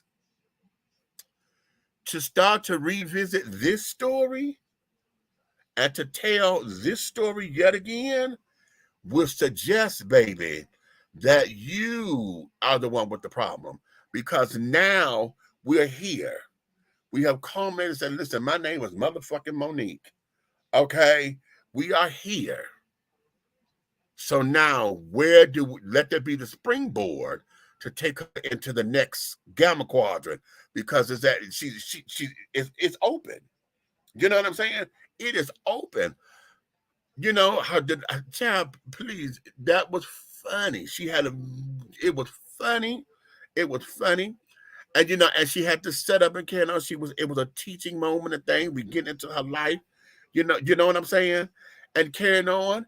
As a matter of fact, for me, it didn't even feel like a stand-up. It felt like more like, how motivational speakers are, when they come and give you a presentation and they take you through the valley and this, that, and the other. If a young Van Zant had did that same thing, it would have been given the whole, ooh, girl, fix my life. The do I did it. But she did her thing. She really did her thing. It was a very solid performance. Very, very, very, very solid performance and carrying on. And if you've not seen it yet, I'm going to encourage you to go and see it. Even for those of you who say, girl, she done wore me on, I'm so tired of her, because, and all of that, go and see it. Okay. Go see it, go watch it, get into it, and let that be the new slate. Because at this particular point, I say that she has wiped the slate clean. Now that we're here, let's paint a new picture. Okay. Let's paint a new picture. And I think she got it. She and Sydney are both executive producers. This is on the Hicks production. Okay, so this is really cute. Okay, this is cute for her. Y'all know I criticized the shit out of her because the last time, not the last time. I think the last time was something else. But when they had released the DVD, she had a comedy special. This is way before the whole "suck my dick" thing came out. Okay, she did a comedy special that was on Amazon Prime. If you don't know about it, go to Amazon Prime and see if it's still up there. Because I know when it came out, you could rent it for $3.99 or buy it for $7.99, and I bought it. Okay. And that was the first time that she had started talking about this beef that she had with Oprah. Okay. That was the first time that we heard it. And so now, from that moment to this moment, okay, there's growth. She's done some reflection and carrying on. Now I'm finna be messy right here. I'm finna be messy because I know when whoever sees this and it gets to her, yeah, I'll be messy as fuck. Okay. Because there's a part where she said, when she was telling Sydney, he ain't my daddy. Okay. When she was telling Sydney, listen, we got to talk because I'm dealing with something. And she was said, hey, hell, I think I want to have sex with another woman and this, that, and that. He said, well, hell, so do I, and this, that, and third, blah, blah, blah. And I said, Miss Thing, that ain't how that conversation went, bitch. You know damn well that conversation didn't go like that, hooker. That conversation was, bitch, honey, I like pussy. He said, bitch, I like dick. And y'all said, high five, and said, okay, we can make this shit work and go off in grace. Okay.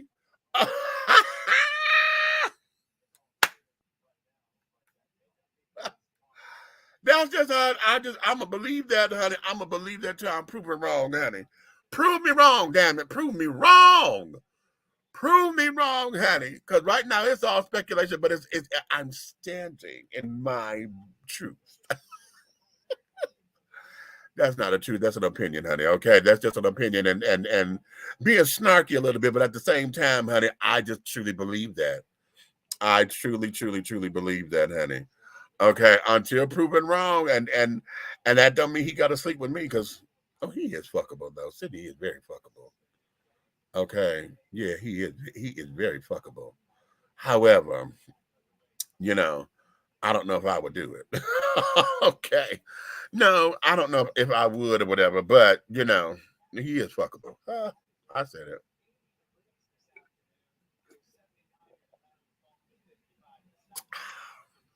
Okay. Let me see. Wait a minute. Let me go to these comments.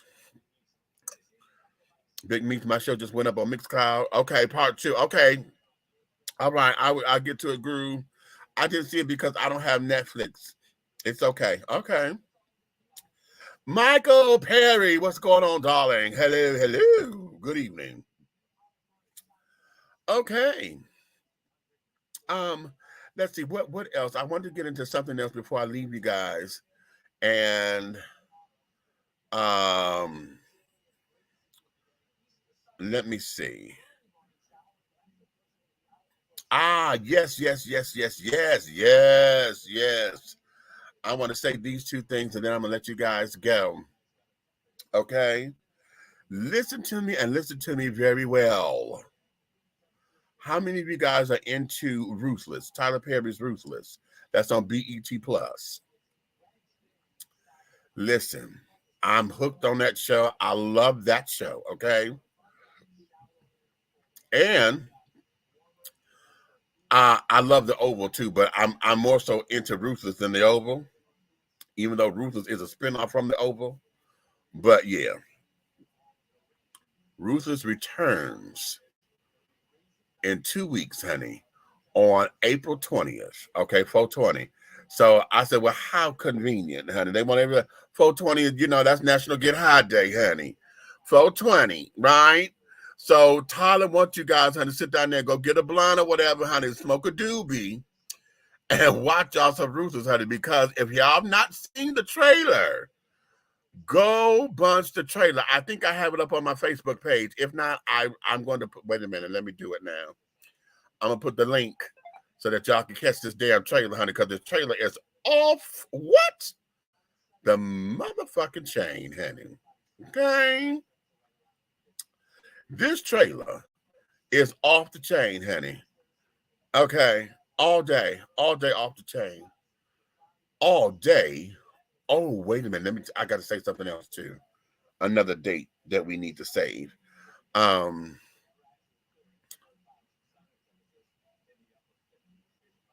Oh, wait a minute. This story. How did I forget this story, honey? Okay. Anyway, I'm gonna find the trailer. I was gonna do it now, but as I'm going through my Facebook page, I knew it was something that I wanted to talk about. Some of this I'm gonna probably leave for tomorrow. Yeah, let me leave this for tomorrow because I said I'm gonna give y'all 2 more things and then call it grace. But I got stories that I got to give y'all for tomorrow on tomorrow's show. Although tomorrow we're gonna be a little late, y'all. We're gonna be a little late. We're gonna have a late show tomorrow because here's another thing. Tomorrow, April 8th, 2023, at 8:00 p.m. on Lifetime, my little big sister, Miss Stephanie Mills, is making her debut in her very first dramatic lead movie in, Pride. That series of the 7 Deadly Sins that is co-produced by I think Sean Robinson and TD Jakes rather. That movie airs tomorrow night at 8:00 on Lifetime. I should throw a watch party here, but I don't know who's going to come over, okay? because I don't want to be fucking with a lot of people and carrying on, and I don't feel like doing a lot of damn cooking for a watch party or whatever. But I'm gonna be right here in front of this TV at 8 o'clock tomorrow night to watch my sister. Okay, I've been waiting on this moment and waiting on this moment. Okay, so again, tomorrow night, 8 o'clock, Lifetime. Set your DVRs, get it together. Okay, so we got April 8th tomorrow. We got April 20th. That's Ruthless on BET Plus. And then for all of my dance divas, those of you who are house heads, I need you to put into your repertoire, honey, on your calendar. Get down here to the ATL, because at Piedmont Park, darling, at Piedmont Park, sugar will be Indigenous house, baby. You understand? We're going to be out there, honey, with all of the DJs, baby. The DJs are coming out, and we're going to do our thing. Hold on. Wait a minute. Let me look at the flyer, because John sent me the flyer, and I want to make sure I let y'all know which DJs are going to be there.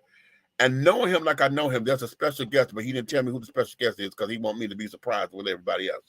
We're going to have DJ David Harness from San Francisco, DJ Andre Hatchett from Chicago, and DJ Kelly Kale, okay, is going to be there.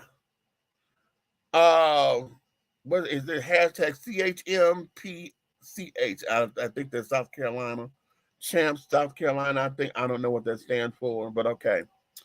But those are three of the DJs that will be at Indigenous House on May 21st, okay? That day is going to be, that's the day before my mom's birthday, honey, so I may get emotional out there because, oh, yeah, okay? So with that being said, honey, if you're going to be in the Atlanta area, I want you guys to come on out. Starts at noon. We go from noon until 10, honey. 10 hours of nothing but house music and dancing and carrying on and this, that, and the third, honey. So listen, bring your tents, bring your tables and carrying on, bring your little lawn chairs and all that kind of jazz, honey, because it will be one of those days, okay? So that there is that. My darlings, I'm going to let you guys go back into your evenings because I'm ready to come out of these damn clothes. I left my shoes on because I wanted to keep my shoes on, right? I was like, no, you're going to get through this show with the shoes on. But now that it got on my damn nerves, I'm ready to kick them off and relax. I got me some sweet potato cheesecake that I need to finish. I got that from the main course, the restaurant I'm telling y'all about earlier. Sweet potato cheesecake, baby. When I tell you this motherfucker is delicious. Yeah. So, darling, that was that. Now, listen, you can finish all of your crumpets right now, baby, because the tea has been dished out. You've been dishing tea, darlings, honey. With who? Big Meats, honey. If you love me like you do, honey, tell your family, tell your friends, honey, to come on in, like, subscribe, share on all of the platforms that you see me on, honey. Facebook, Instagram, Twitter, YouTube, LinkedIn, TikTok. Go ahead on, honey, get it all right? But if you hate us, then you can tell all of your motherfucking enemies, honey, to like and subscribe and to share, okay?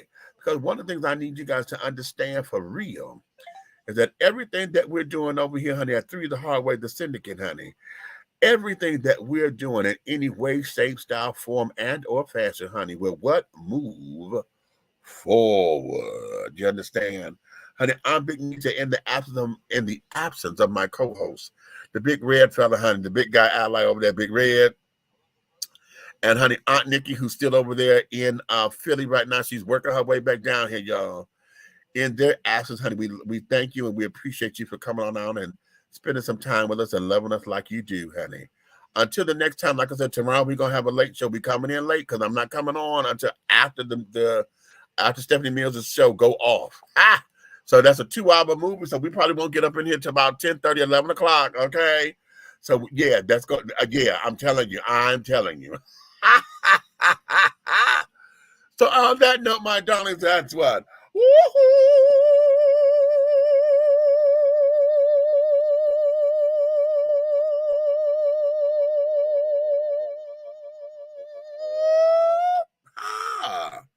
and who theme